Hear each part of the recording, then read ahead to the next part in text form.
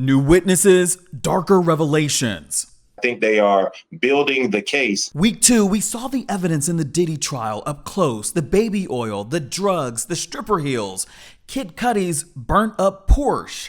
You know, he asked Diddy, so what are we going to do about my car? And at that point, Diddy said, I don't know what you're talking about. Is it enough so far? I don't think they've met their burden yet. And as they turn the heat up in court, so are we at the Shade Room. All right, roommates, we made it through to week 2 of the Sean P. Diddy Combs trial. I'm Justin Carter. We have Saren Tarawali and Brianne DeVille. They are right now on ground in front of the courthouse in Manhattan. Ladies, catch us up on what's been going on. Obviously, we've seen a lot of pictures being released. We've seen pictures of the baby oil. We've seen guns. We've seen the drugs. We've seen the escorts. Catch us up on what happened. Dawn Richard, of course, was in the beginning of the weekend. She had some interesting testimony. Yes, this has been a jam-packed week with a lot of testimony and a lot of groundbreaking evidence that's been entered into court. We had Dawn Richard, as you just said. Cassie's mom testified on the stand and revealed a lot of things that we didn't know. She alleged that Sean Combs demanded $20,000 from her and that she had to take out a home equity loan in order to pay him back. We also heard from Diddy's former executive assistant, a Homeland Security special agent who was a part of the raids on Diddy's home. So definitely a lot to unpack. The items seized from Diddy's homes, including baby oil, Astroglide, money, drugs, high heels that were found in Diddy's home as well. And I know in court yesterday, they also showed a lot of photos of Kid Cudi's home as well as his Porsche, which was set on fire. So it's been a roller coaster of a week for sure. A roller coaster. I mean, the pictures, obviously, the pictures being released to the public. We're seeing all of this. A shock factor, but a lot of people, even behind the scenes, or even the roommates, are saying, "Where's the evidence of sex trafficking?"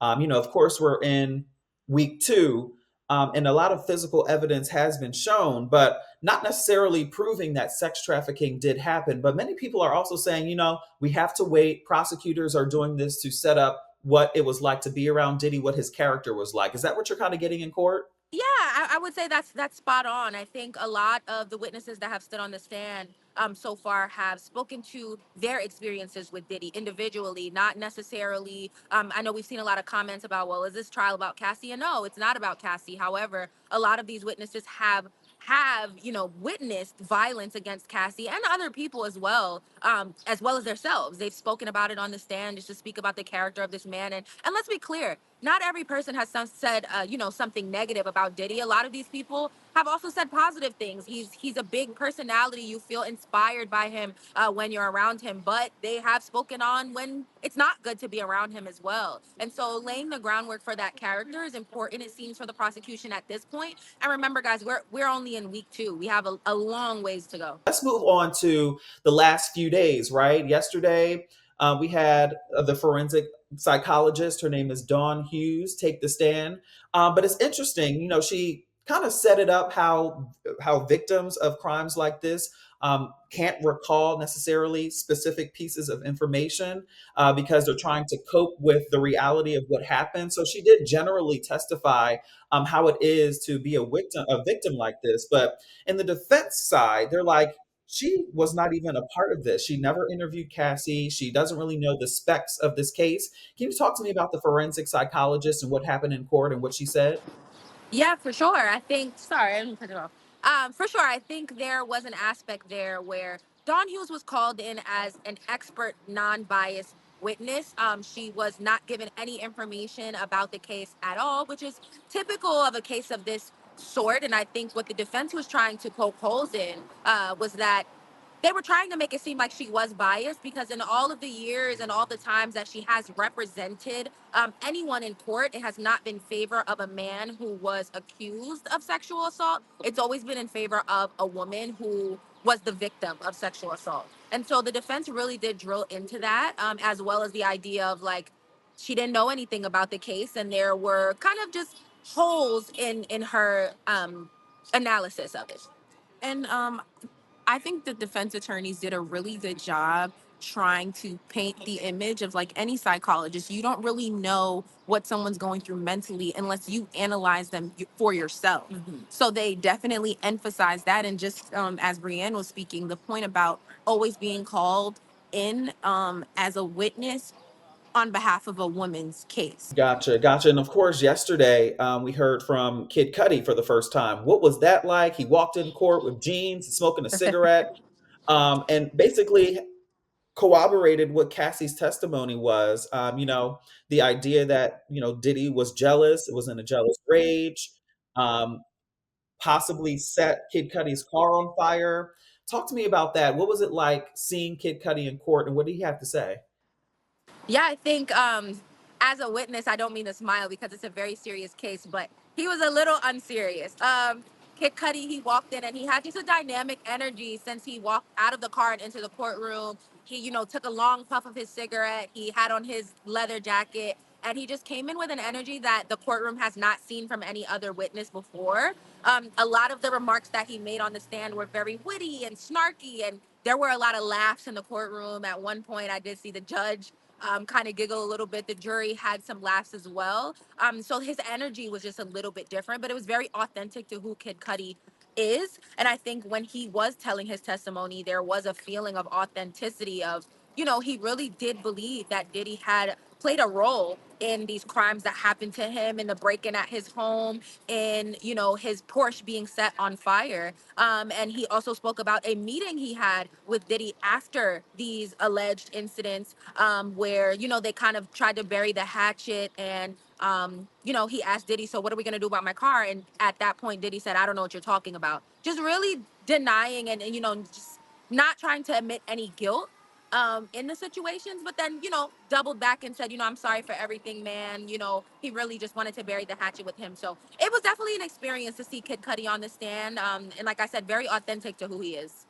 And Kid Cudi was really on the stand to tell his truth. He told his side of the story. He spoke about being in love with Cassie and also wanting to fight Diddy at times because he was upset about the way that Cassie had been treated in the past. So hearing that aspect, but then also when Brian Still came in and did what Brian Still does best, he was able to kind of make him admit that he felt played by Cassie at a point, and that Cassie was essentially, speaking to both him and Diddy. So that was also an interesting part of the testimony that we got to hear yesterday. Both of you have been on in the courtroom.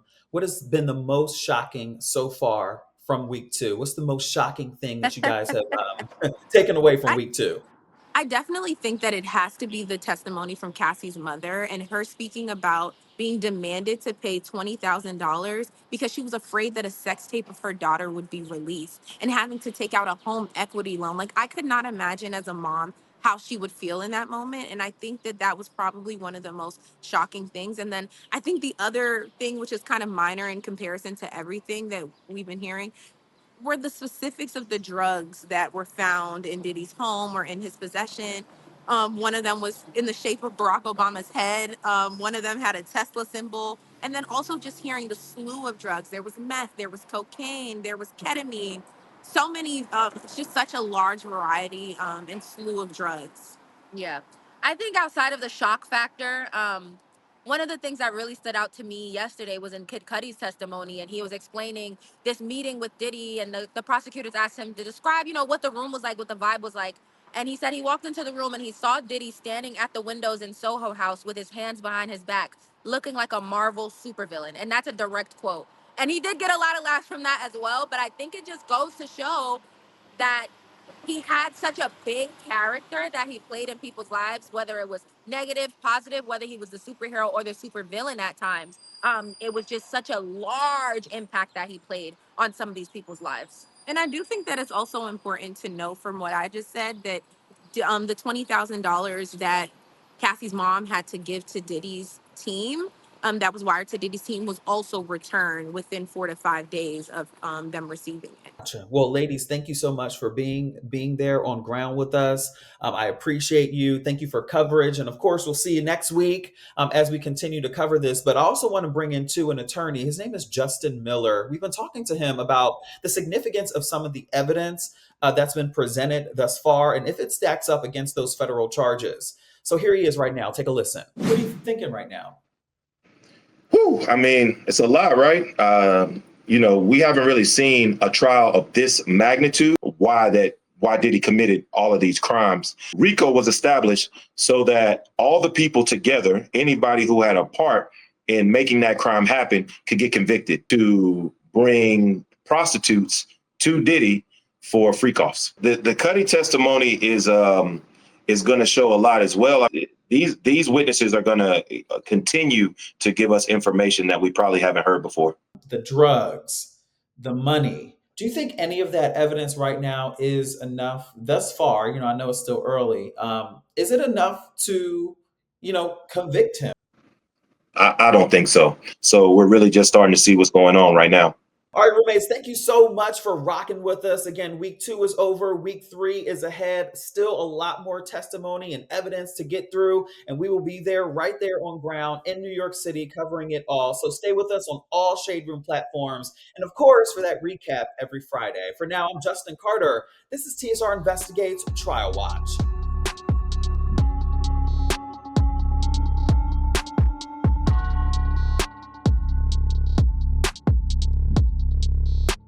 Hello, roommates, and thank you for watching our YouTube channel. Do you want more TSR Investigates? Be sure to subscribe and check us out at theshaderoom.com.